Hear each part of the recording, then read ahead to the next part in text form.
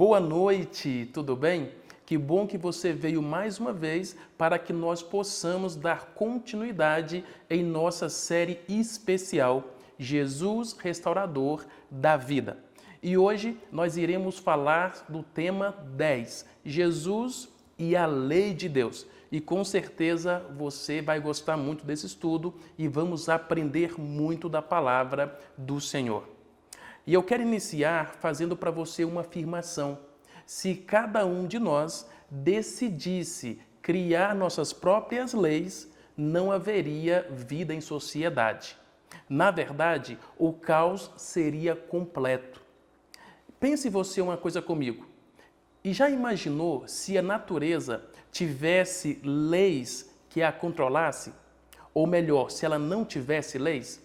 Então, na verdade, nós seríamos aniquilados pela própria natureza.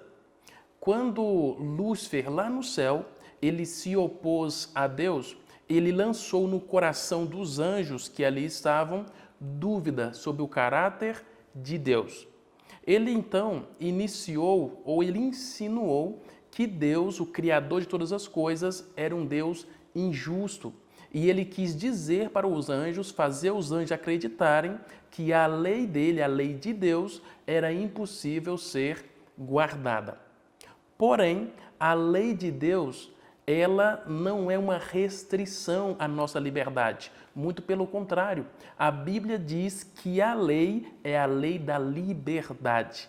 Ou seja, em outras palavras, todo ser humano ele é escravo.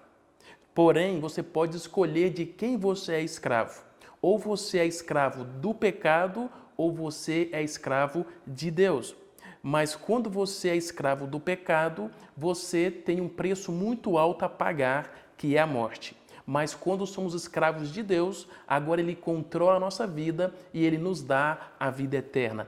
E aí nós entendemos o que diz a palavra do Senhor. Onde abunda o pecado, superabunda a graça de Deus. E meu desejo é que essa graça maravilhosa, ela possa então alcançar você e eu, e nós possamos, mediante a graça de Jesus, alcançarmos a eternidade que Ele já nos preparou. Hoje, então, vamos falar sobre esse tema maravilhoso, a lei de Deus, a lei da liberdade. Mas antes de continuarmos, eu quero chamar meu amigo Luiz Gonçalves, minha dupla missionária, e ele quer dar uma palavrinha para você, tudo bem? Pastor Luiz, é sua vez, estão te esperando. Olá, meus amigos, tudo bem? É um prazer estar aqui para fazer mais um estudo bíblico, um tema importantíssimo, e eu tenho certeza que hoje o nosso Chega Mais Perto vai ser especial, viu? Prepare o seu coração. E agora vamos fazer uma oração. Senhor nosso Deus, obrigado por esse momento em que vamos abrir a Tua Palavra para ouvir, aprender um pouco mais sobre o Senhor e sobre os Teus mandamentos. Que o Espírito Santo nos ilumine, nos abençoe, nos dirija e que hoje possa acontecer realmente um milagre, o milagre da conversão e da salvação. É o que nós te pedimos e agradecemos em nome de Jesus. Amém. Amém. Olha, sabe que o tema de hoje é tão importante que eu queria contar para você uma história que aconteceu comigo lá no Egito e também lá em Israel.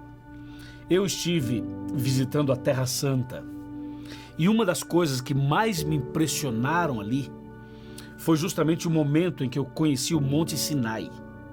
O Monte Sinai é um lugar muito curioso e misterioso. Quando você lê na Bíblia sobre o Monte Sinai ou o Monte Horebe e você ouve pregações, você imagina uma montanha comum. Mas quando você chega lá, não é uma montanha comum. Eu vou tentar descrever rapidamente para você ter uma ideia. A gente sai do Egito e a gente começa a viajar pelo deserto, pelo Saara. E depois de um bom tempo de viagem, você encontra naquele caminho aquele lugar que a Bíblia chama de Águas de Mara, onde as águas amargas se tornaram doces na experiência de Moisés e o povo de Israel. Depois você anda um pouco mais e você encontra o Mar Vermelho, que é uma beleza sem igual, uma coisa realmente extraordinária. É um mar assim, você vai andando assim, é só deserto, de repente está lá o mar. Depois você passa por um lugar onde Moisés orava com os braços levantados para que o povo pudesse vencer a guerra. E depois você encontra o Monte Sinai. O Monte Sinai é uma cordilheira, isto é, são várias montanhas grudadas uma na outra. Quando você sobe a montanha e você chega lá no pico da montanha e você olha assim, aí você tem uma ideia do que é o Sinai. A Bíblia diz que Deus, quando desceu ali, aquela cordilheira inteira fumegava e tremia, porque Deus estava ali. E quando eu subi lá nessa montanha, eu fiquei emocionado, porque Deus esteve ali, Moisés esteve ali, e aquela montanha inteira tremeu, porque Deus estava presente. Uma pergunta: será que Deus está presente aqui hoje? Será que Deus está conosco nesse estudo bíblico? Eu tenho certeza que sim.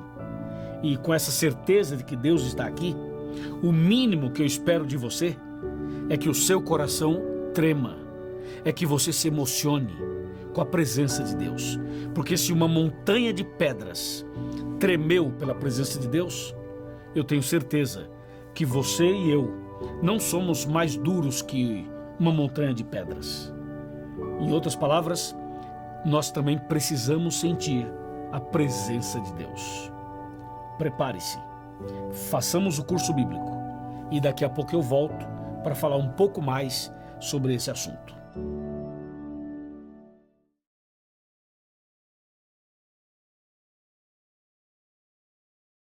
Maravilha! Assim como o pastor Luiz acabou de afirmar para vocês, nós somos uma dupla missionária, onde estamos aqui a cada domingo junto estudando a palavra de Deus com temas fantásticos para nos preparar para a vida eterna.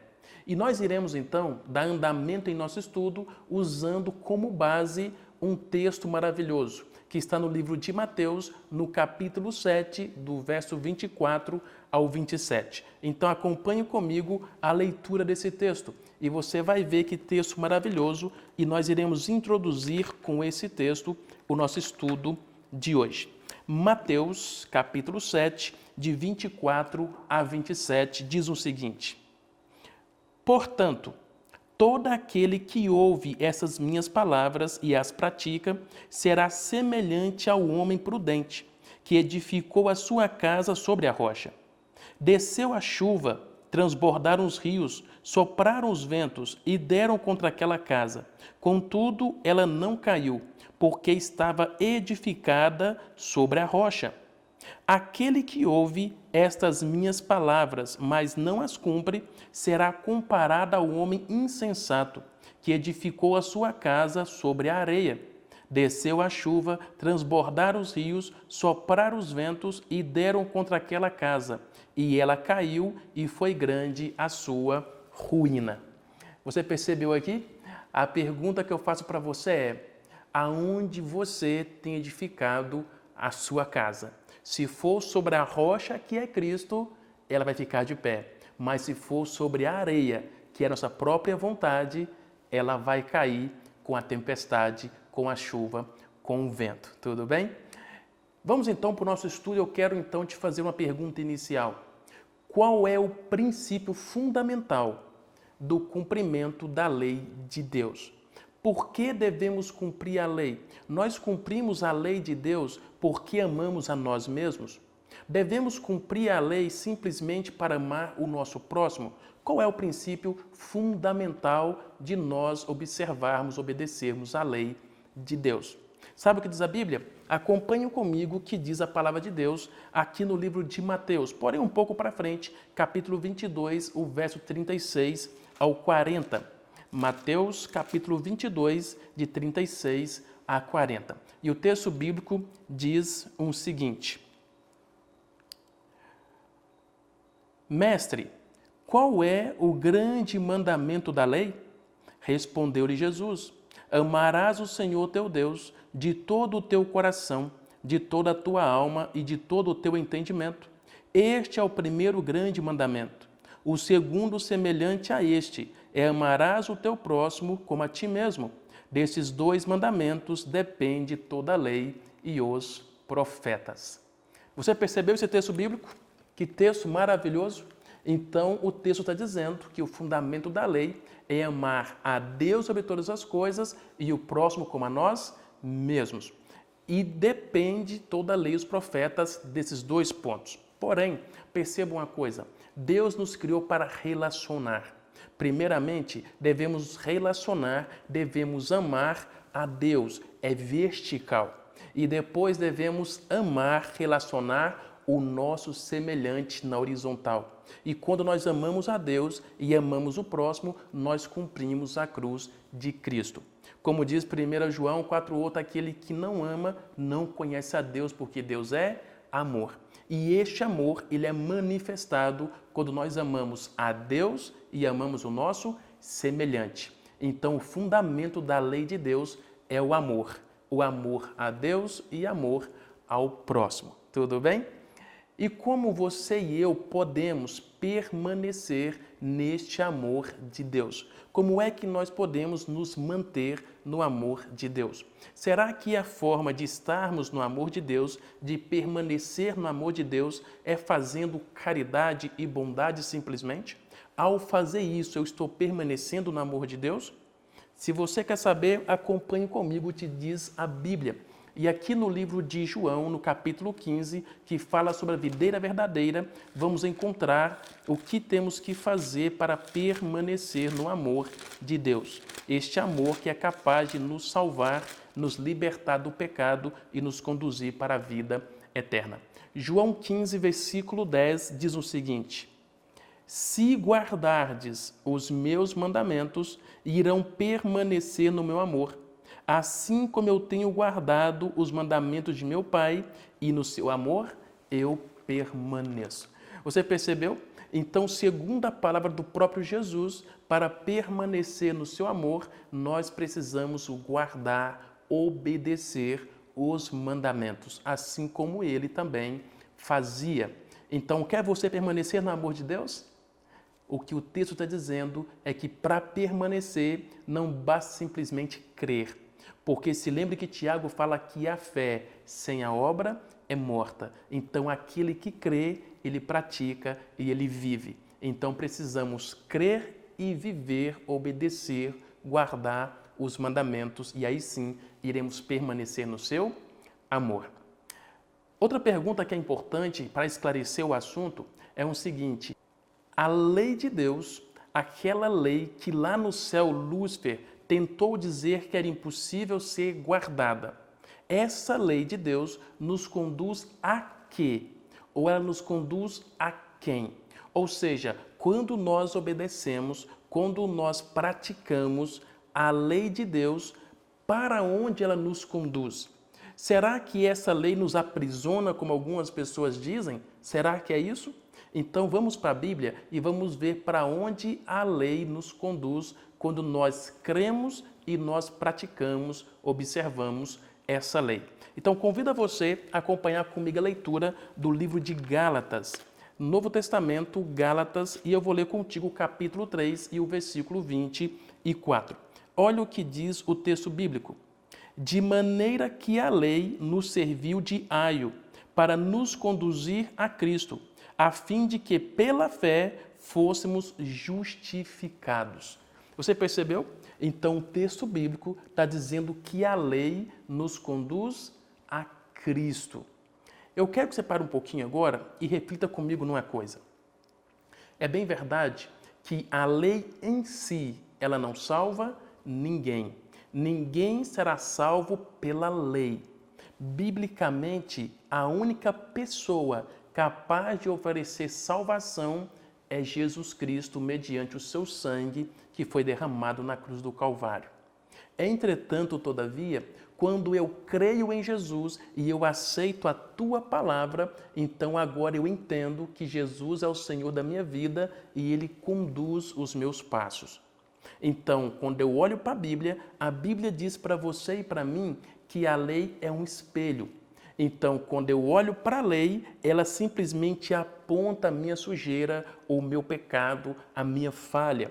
Porém, esta lei, este espelho, não é capaz de limpar a sujeira. Então eu preciso recorrer à água. E quando eu falo de água, não estou falando de qualquer água. Estou falando de Jesus, a água da vida. Então perceba, a lei me aponta o meu pecado e eu agora preciso recorrer à única pessoa que pode me purificar, me lavar, me perdoar os pecados. E essa pessoa é Jesus. Agora, como é que eu posso ir para Jesus se eu não vi o meu pecado, se eu não vi a minha falha? Então, a lei, automaticamente, quando eu a observo, ela me conduz para Cristo. E Cristo, sim, vai nos purificar os nossos pecados e nos dá a oportunidade de vivermos eternamente. Então, para onde nos conduz a lei? Para Jesus, aquele que pode nos lavar os pecados e nos purificar para a eternidade.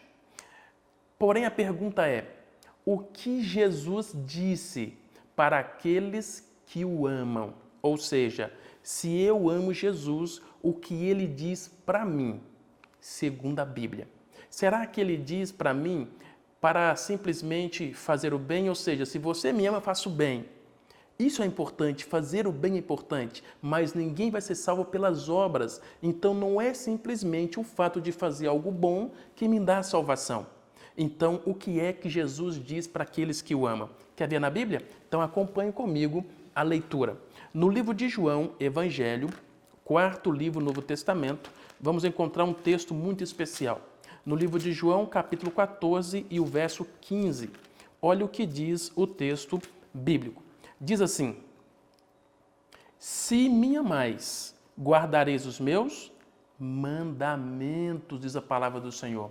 Você percebeu? Então o texto bíblico, ele começa dizendo se, é uma condição. Ou seja, se você me ama, agora ele diz uma coisa: guarde os meus mandamentos. Esta condição do se significa que apenas aqueles que amam a Jesus são obedientes a eles. Porque esses entendem que Jesus é o Senhor da tua vida. E se Jesus é o Senhor da tua vida, você não vai mais andar pelos seus próprios caminhos. Não vai mais fazer sua própria vontade, mas é o Senhor que vai conduzir você pelos caminhos dele. E os caminhos dele, segundo a Bíblia, ele é estreito, mas ele conduz para a vida eterna. O caminho largo muitos passarão, mas esses perderão a vida eterna. Em outras palavras, é uma questão de decisão. É você que vai decidir o caminho que você vai andar. Mas segundo a Bíblia, se você ama a Deus, você vai obedecer, você vai guardar os seus mandamentos. A lei de Deus, queridos, ela pode ser anulada? Será que sim? Ou seja, se eu tiver fé, a minha fé anula a lei de Deus? É muito comum algumas pessoas imaginarem que nós somos salvos pela graça, uma graça barata. Mas não é essa graça que diz a Bíblia, como já estudamos em temas passados. Mas então a pergunta é: se eu tiver fé, a minha fé anula a lei de Deus? Eu não preciso mais obedecê-la? Será que é isso? Vamos ver o que diz a Bíblia? Olha comigo o texto de Romanos um pouquinho para frente. Romanos capítulo 3. E você vai ver algo muito especial, onde Jesus vai nos ensinar sobre a fé e a lei. E nós vamos ver se realmente a minha fé anula a minha obediência à lei do Senhor. Então, Romanos 3, o último verso, o verso 31, fala o seguinte: anulamos, pois, a lei pela fé? É uma pergunta. De maneira nenhuma, antes confirmamos a lei. Então perceba que o mesmo Paulo, que fala muito sobre a graça, a salvação pela graça, a justificação pela fé, ele agora está sendo muito claro e muito direto. Nós não podemos anular a lei pela fé. Pelo contrário, a minha fé, ela confirma a lei. Não é fantástico isso? Porque biblicamente o justo vive pela fé, mas fé, segundo a Bíblia, ela tem que ter obra, porque se não tiver obra, se não tiver obediência, a minha fé, ela é morta, ela é nula, ok? E Jesus, quando ele morreu na cruz, como alguns dizem, será que ele realmente anulou a lei? Eu não preciso mais guardar a lei porque Jesus morreu na cruz, ele aboliu a lei naquele dia, na cruz do Calvário? Olha o que diz a Bíblia, e você vai ver algo muito especial aqui.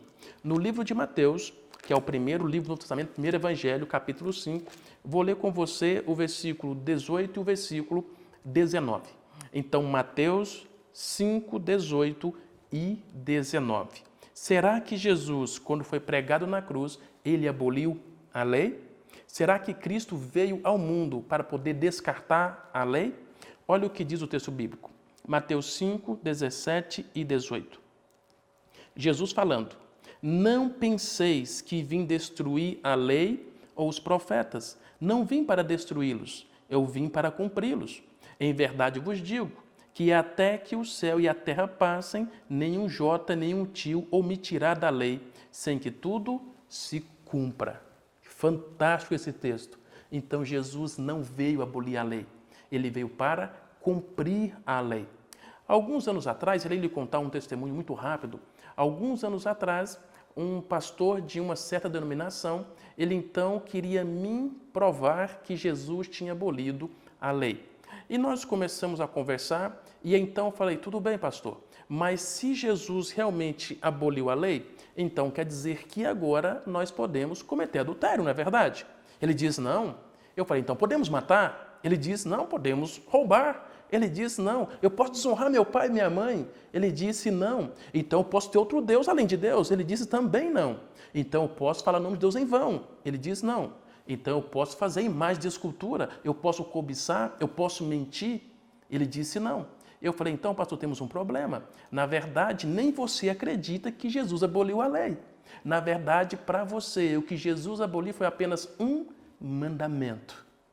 Então, na cabeça daquele pastor que queria me convencer que Jesus havia abolido a lei, ele então concordou comigo que nós não poderíamos transgredir a lei, porque a lei é para o nosso próprio bem. Deus criou para a nossa proteção e por isso somos livres em Cristo Jesus.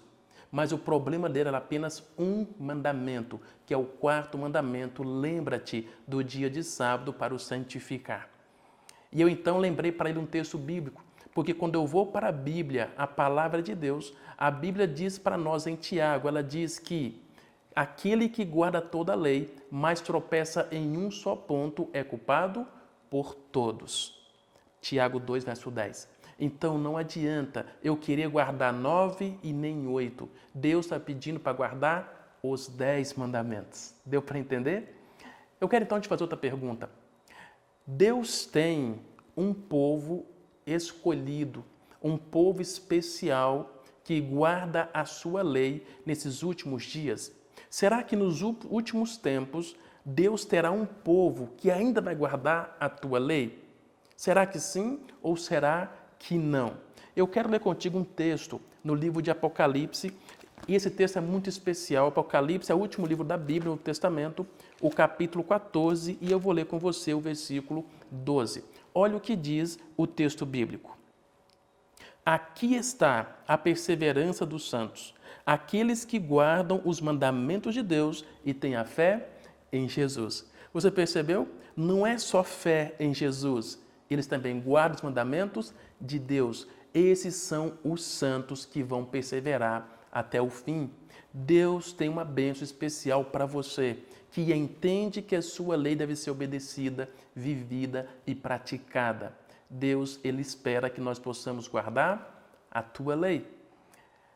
Hoje nós então falamos sobre a lei de Deus. Eu quero te contar uma história, um testemunho muito rápido.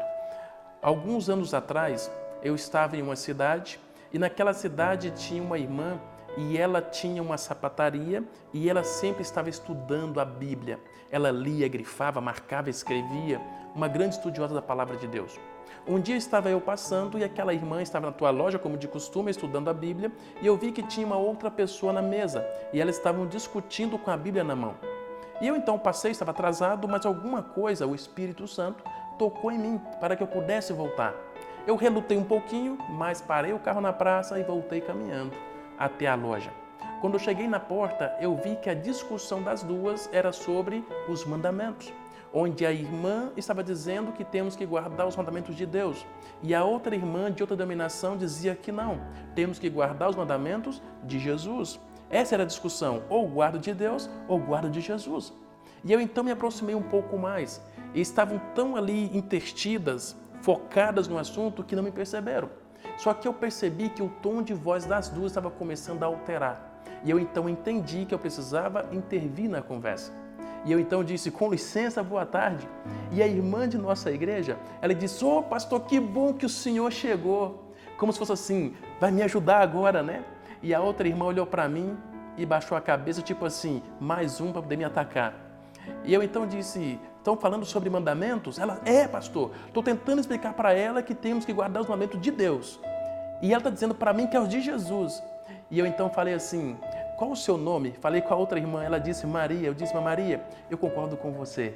Ela olhou para mim espantada, como assim, concorda comigo? Eu falei, sim, concordo com você. Nós temos que guardar os mandamentos de Jesus. E a irmã da minha igreja, ela disse, como assim, pastor? Então sempre estive errada? E eu então disse, eu poderia abrir a Bíblia com vocês? Ela disse sim. E eu então abri no livro de Mateus 22, quando fala justamente sobre os dois fundamentos, né? Amar a Deus sobre todas as coisas e o próximo como a ti mesmo. Desses dois mandamentos depende toda a lei e os profetas. E a irmã disse, isso mesmo, pastor, são esses dois mandamentos que nós temos que guardar. E eu falei, tá tudo certo, irmã. Eu posso ler agora os 10 mandamentos que a irmã está falando, os 10 de Deus? Ela disse sim. E nós então lemos os 10 mandamentos de Deus. E nós então, de forma bem resumida, nós lemos lá que nós precisamos ou nós não podemos ter outro Deus diante de nós. Nós vimos que nós não devemos fazer imagem de escultura, não devemos chamar o nome de Deus em vão, devemos nos lembrar do dia de sábado para o santificar, devemos honrar nosso pai e nossa mãe, não devemos matar, adulterar, roubar, falsos testemunhos e nem devemos cobiçar. Esses são os 10 mandamentos de Deus. E eu disse, irmã, esses aqui são os 10 de Deus. E nós lemos também os 2 de Jesus. E eu então falei assim, irmã, se nós amamos a Deus sobre todas as coisas, nós devemos então guardar os 4 primeiros mandamentos. Não devemos ter outro Deus diante de nós. Não devemos fazer imagem de escultura. Não devemos falar o nome de Deus em vão e devemos guardar o dia de sábado. Então esses 4 mandamentos têm a ver com o meu relacionamento com Deus. Amar a Deus sobre todas as coisas. E se eu amo o meu próximo como a mim mesmo, eu devo guardar os 6 últimos mandamentos, que têm a ver com a minha relação com o meu semelhante. Na verdade, Jesus nunca contradiz aquilo que está no Antigo Testamento. Pelo contrário, em João 5,39 ele diz, examinais, pois, as Escrituras, porque julgais ter nelas a vida eterna, e são elas mesmas que testificam de mim. Então perceba, os 10 de Deus são os mesmos 2 de Jesus. A única coisa que ele fez foi resumir, amar a Deus, 4 mandamentos, e o próximo, 6 mandamentos. E naquele dia aquela irmã entendeu que eles estavam trocando 6 por meia dúzia. Por favor, nunca deixe de amar a Deus, mas se lembre que amar a Deus, segundo a Bíblia, significa obedecer, viver, praticar os mandamentos, a lei de Deus. Aprendemos hoje que Jesus guardou a lei. Nós vimos em João 15:10. Nós vimos também que quem guarda a lei, esse conhece a Jesus. Então nós temos que entender que conhecer não é só a palavra, mas é viver aquilo que nós conhecemos. Viver segundo a palavra do Senhor. E vimos ainda que a igreja verdadeira, segundo Apocalipse, ela tem 2 características. Ela tem o testemunho de Jesus, mas ela guarda os mandamentos de Deus. Esses são os santos que vão perseverar até a volta de Jesus. E ainda nós vimos que aquele que comete pecado transgride a lei. É isso que fala em 1 João 3, verso 4. O pecado é a transgressão da lei. E o pecado cobra um preço muito alto, que é a morte. Nós precisamos a cada dia colocar nossa vida nas mãos do Senhor. Porque guardar 1, 2, 3, 9 não é o que Deus quer. Ele quer sua vida por completo. Ele quer sua obediência por completo. Ele quer que você permita que Ele conduza a tua vida baseado no Espírito Santo. Eu quero então terminar fazendo uma pergunta para você. Você aceita Jesus como seu Salvador pessoal e você deseja se comprometer hoje a observar, a obedecer, a guardar a lei de Deus? Nunca se esqueça, se me amais, guardareis os meus mandamentos. Mas antes de terminar, quero chamar minha dupla missionária, o pastor Luiz, e ele tem uma palavrinha para você. Pastor Luiz, é sua vez. Muito bem, que maravilha. Estamos juntos para fechar esse assunto tão importante. Deixa eu pegar aqui a Bíblia Sagrada, porque eu quero ler um texto para você sobre o assunto dos 10 mandamentos. Primeira coisa, quem escreveu os 10 mandamentos não foi Moisés, foi o próprio Deus com seu próprio dedo em 2 tábuas de pedra. Quer ver? Eu vou ler para você aqui, ó. Êxodo 31, versículo 18. Diz assim: E tendo acabado de falar com ele no monte Sinai, deu a Moisés as 2 tábuas do testemunho, tábuas de pedra escritas pelo dedo de Deus. Mais claro do que isso, impossível. Deus escreveu a sua lei com seu dedo em 2 tábuas de pedra. Na primeira tábua escreveu 4 mandamentos. Na outra tábua escreveu 6 mandamentos.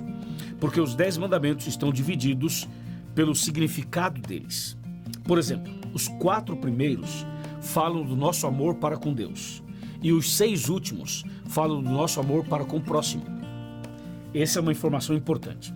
Agora vem uma pergunta. Por que Deus escreveu a lei em pedra, em tábuas de pedra? Por algumas razões. Eu vou mencionar 2. Uma razão foi porque pedra é símbolo de eternidade e a sua lei é eterna.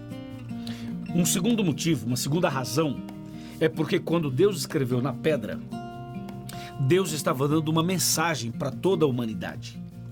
Ao contrário do que algumas pessoas pensam, acham que porque Deus escreveu na pedra, seria uma coisa antiga, ultrapassada, do tempo da pedra. Mas não é assim não. Quando Deus escreveu a lei na pedra, ele tinha uma mensagem mais atual do que você possa imaginar. Claro, Deus poderia escrever num iPad como esse. Ele poderia escrever no celular, ele poderia escrever no ar, ele poderia escrever numa tela de última geração. Claro, ele podia fazer tudo isso. Mas por que ele escreveu em pedra? Porque aquela pedra simboliza o coração do ser humano. Simboliza também o seu coração. Quando Deus escreve com seu dedo na pedra, ele está dizendo assim, tá vendo? Assim como eu escrevo a lei na pedra, eu posso colocar a minha mão no coração mais duro que existe, no coração de pedra, no coração de ferro, no coração mais difícil, insensível, coração mais duro que existe no mundo. Deus pode colocar a mão lá dentro e ele pode escrever uma nova história para você. Ele pode escrever os princípios da lei, os princípios da graça, os princípios do céu no coração de cada um de nós. Aquela pedra representa o coração do homem, da mulher, do jovem. Nós temos um coração duro, não é mesmo? Nós temos um coração de pedra, não é mesmo? Então, quando Deus escreveu na pedra, ele estava dando essa mensagem para você. Ou seja, há esperança para o seu marido, há esperança para a sua esposa, há esperança para o seu filho, há esperança para cada um de nós, porque esse Deus, ao escrever na pedra, ele estava dando exatamente essa mensagem de que existe esperança. Deus pode quebrantar o coração mais duro que existe. Deus pode mudar o rumo da vida de qualquer pessoa, porque Deus é especialista em escrever na pedra. Amém? Posso ouvir um amém? Olha só, eu estou abrindo a Bíblia aqui no livro de Ezequiel, no capítulo 36 e no versículo 25, que fala assim, ó: Então aspergirei água pura sobre vocês, e vocês ficarão purificados de todas as suas imundícias, e de todos os vossos ídolos vos purificarei. Verso 26, dar-vos-ei coração novo, porei dentro de vós um espírito novo, tirarei o coração de pedra da vossa carne, e vos darei um coração de carne. Olha o 27, porei dentro de vós o meu espírito, e farei que andeis nos meus estatutos, guardeis os meus juízos e os observeis. Extraordinário! Louvado seja o nome do Senhor por essa grande bênção. Então, a mensagem dos 10 mandamentos é muito clara. Deus quer mudar a sua vida. Comece agora mesmo a guardar os mandamentos e você vai ver a diferença. E tem uma coisa, Sabe o que diz 1 João 3, verso 4? Fala que pecado é transgressão da lei. Quem aceita Jesus e guarda os mandamentos, não vive pecando. Quer saber mais? Tem gente por aí que fala assim, a lei foi abolida. Quem fala isso não sabe o que está falando. Está falando uma bobagem. Porque a lei de Deus não foi abolida. Mateus 5,17, Jesus foi claro quando disse assim, não penseis que vim destruir a lei ou os profetas, não vim para anular, não vim para revogar, vim para cumprir. E se você vai para 1 João 2, verso 4, está escrito assim, aquele que diz, eu conheço e não guarda os seus mandamentos, é mentiroso e nele não está a verdade. Entendeu? Então Deus está chamando você, meu irmão e minha irmã, para começar hoje uma vida nova, para começar hoje a guardar os mandamentos, para você colocar em prática os princípios da lei que estão em Êxodo 20. Leia mandamento por mandamento, obedeça os mandamentos de Deus e tenha certeza, Deus pode mudar a sua história, Deus pode mudar seu coração, Deus pode mudar seus pensamentos, Deus pode mudar a sua família, Deus pode restaurar sua família, porque essa é a lei que restaura, essa é a lei que transforma, é a lei que muda todas as coisas. E eu finalizo lendo para você o Salmo 19. Olha que salmo extraordinário esse daqui. Salmo 19, versículo 7 e também o versículo 8. Diz assim, a lei do Senhor é perfeita e restaura a alma. O testemunho do Senhor é fiel e dá sabedoria aos simples. Os preceitos do Senhor são retos e alegram o coração. O mandamento do Senhor é puro e ilumina os olhos. Que assim seja com você e com a sua casa. Deus te abençoe. Parabéns por aceitar a Jesus e os seus mandamentos. A partir de hoje, guarde os mandamentos. Guarde os mandamentos de Deus. E seja feliz. Um detalhe para você. Durante a semana, não esqueça de ler os textos sobre comunhão, relacionamento e missão. E com certeza, você será um discípulo do Senhor Jesus. Oremos. Querido Pai Celestial, obrigado pela mensagem de hoje. Ajuda-nos, Senhor, a guardar os teus mandamentos e a viver de acordo com os princípios da tua lei. Eu entrego em tuas mãos cada pessoa que está aqui agora comigo, cada classe bíblica, cada pequeno grupo, cada família, para que haja realmente o milagre da conversão e da obediência. Em nome de Jesus, amém.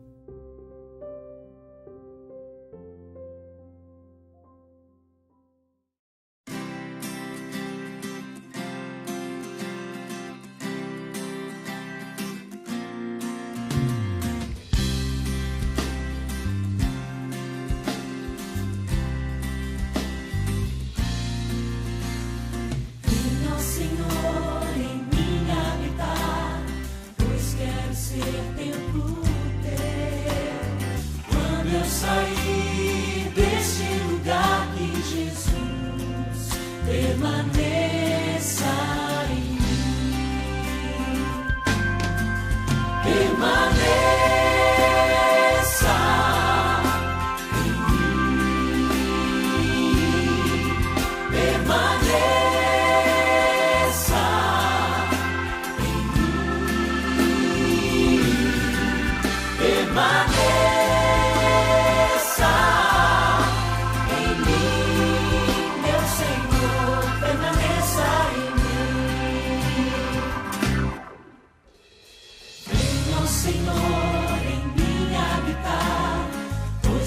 Ser templo teu, quando eu sair deste lugar, que Jesus permaneça em mim.